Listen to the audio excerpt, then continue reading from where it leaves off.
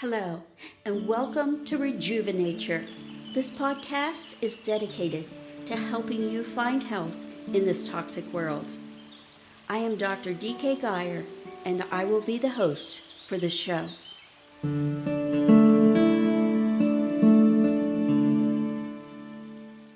Welcome. Today our guest is Jarek Nalewak, and we are excited to listen to what he has to say about changing and the emotions associated with going through life changes, some of the anxieties and rewards, and how to handle life situations as you grow and change. So welcome, Jarek. Thank you for having me, Dr. Geyer. You are very welcome. Glad to be here. Let's begin with the first question. Now, recently, you started a semester at college, and it was your first time. Yes. Can you explain some of the challenges you were facing once you were there? Sure. One of the biggest challenges for me was being away from home and not always having the support and grounding system that you're used to. And coming from a place like that, going into a new foreign environment where you don't know anybody and you're in the same boat as everybody else, it was definitely challenging to feel secure and grounded like I did at home, especially when everybody is wearing masks and communication is very limited to what we can actually say and do, because when you meet new people, you first think to greet them and shake hands, be warm and welcoming, and that didn't really happen because of this external fear of the virus that just made it very difficult to be open and social.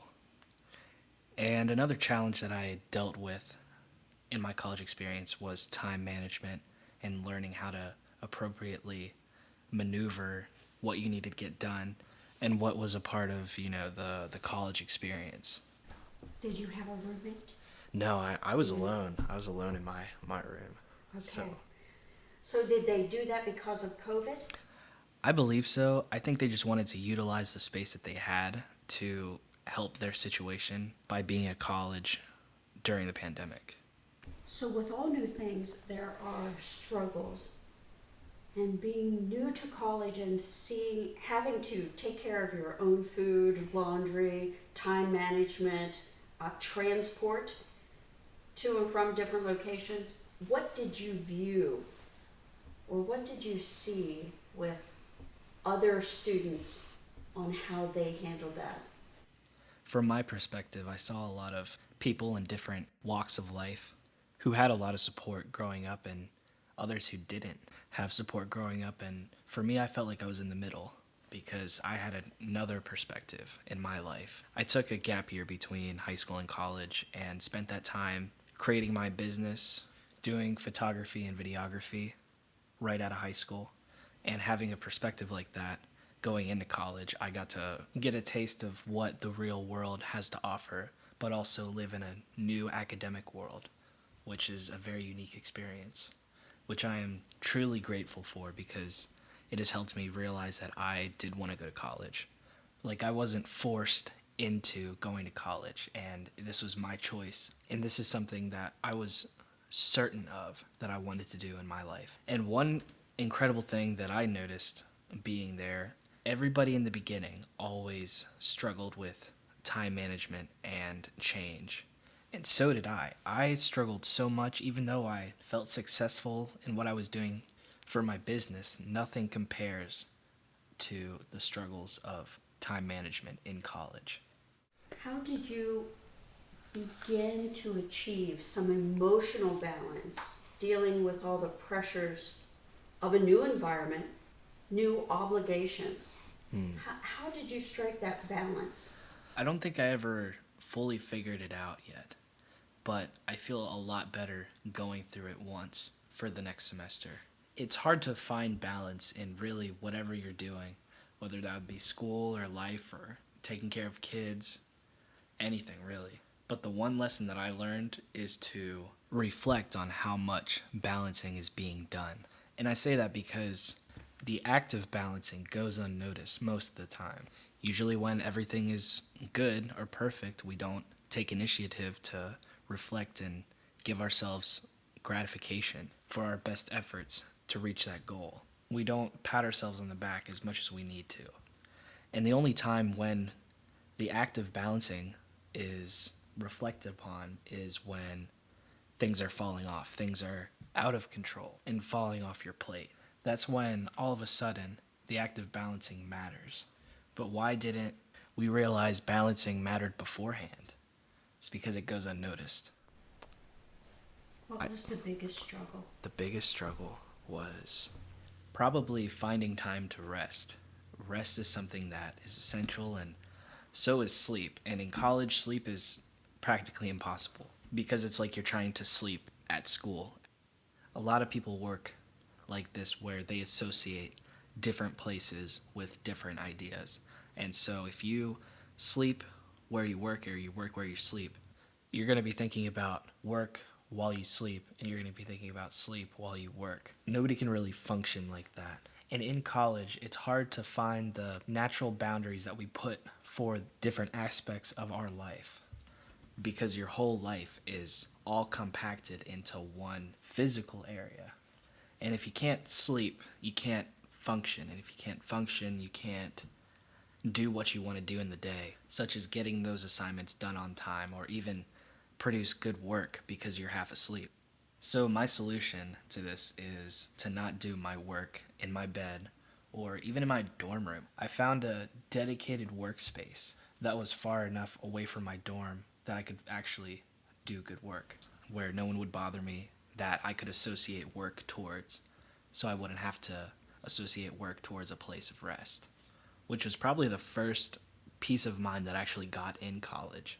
Well, that's an excellent point. Thank you. That was one struggle that I learned.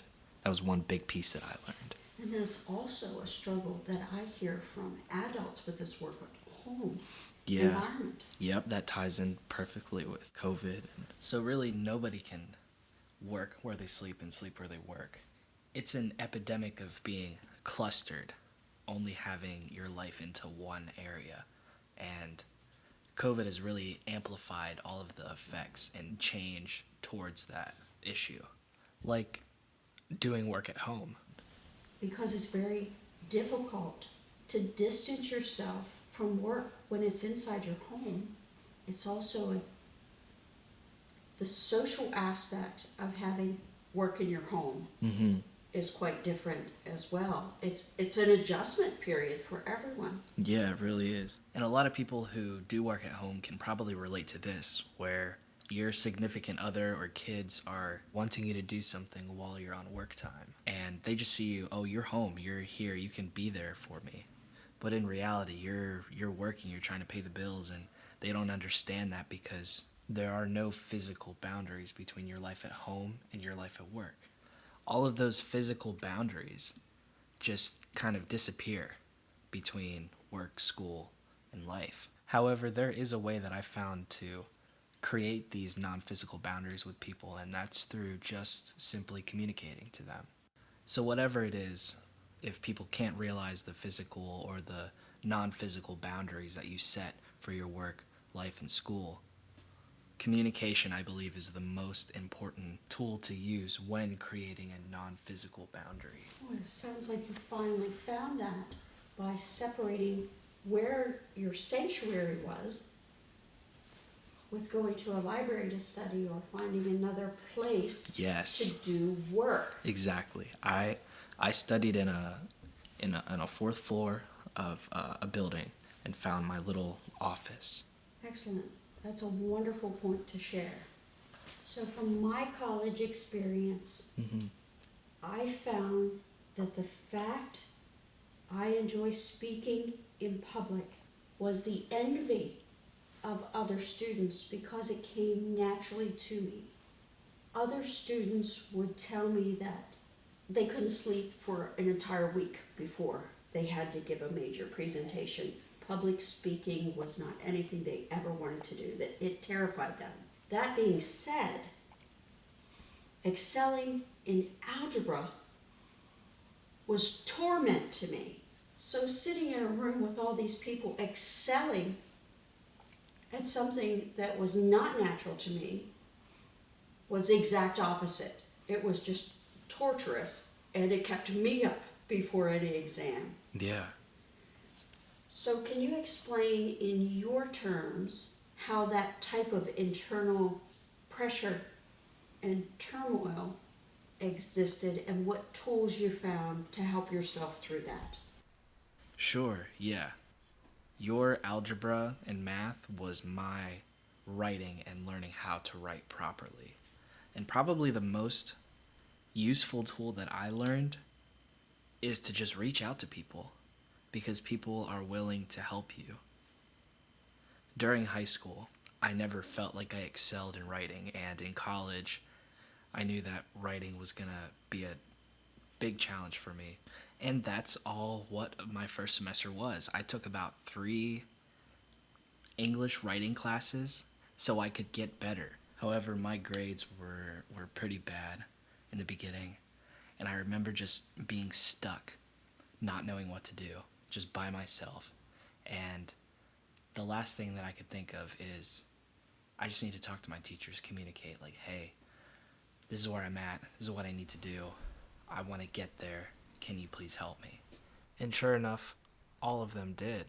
Especially my English teacher, my FYS teacher really helped me. She had let me rewrite one of my first papers that I did for her because she saw that I was not equipped with the tools that I needed to succeed in high school, and let alone college. So she really helped me pick my work apart so that I can see what I'm doing right and what I'm doing wrong, which helped me tremendously in all of my other classes.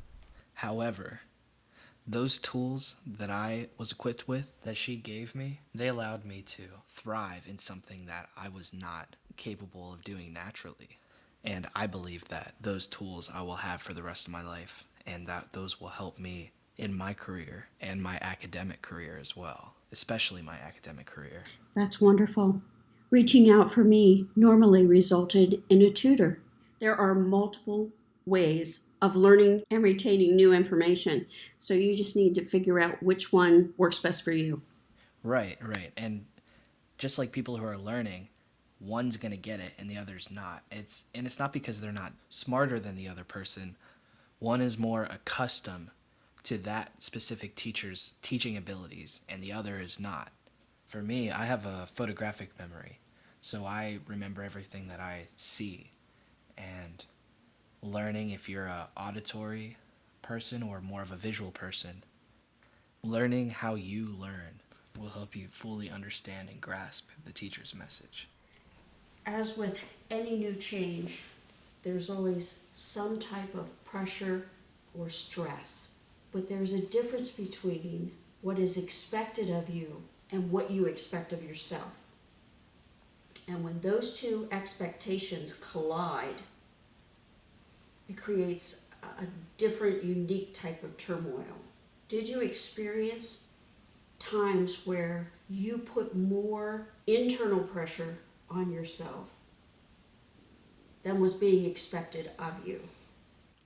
Oh, most definitely. I had always put a pressure on myself to put my whole heart into everything that I was doing. And the academic pressure, all I needed to do was meet the requirements to just get a good grade.